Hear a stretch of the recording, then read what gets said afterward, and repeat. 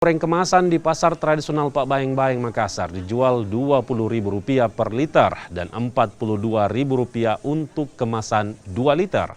Sementara minyak goreng curah dijual Rp16.000 per liter atau naik Rp4.000 dari harga eceran tertinggi pemerintah sebesar Rp11.500. Masih tingginya harga minyak goreng lantaran harga jual di distributor mencapai Rp18.000 untuk kemasan 1 liter. Selain masih mahal, minyak goreng kemasan di pasar tradisional juga langka. Pedagang pasar hanya mendapatkan 2 karton minyak goreng dibanding sebelumnya memperoleh 10 karton minyak goreng kemasan.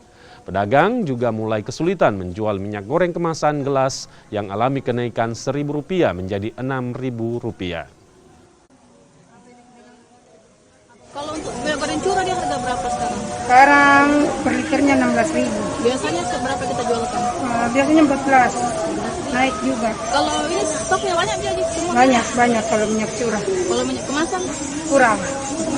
Sejak kapan itu mulai lagi kurang? Bulan lalu. Oh, maksudnya memang tidak. Iya. Kalau untuk pembeli bagaimana? Masih mau beli? Mau. Barangnya kurang.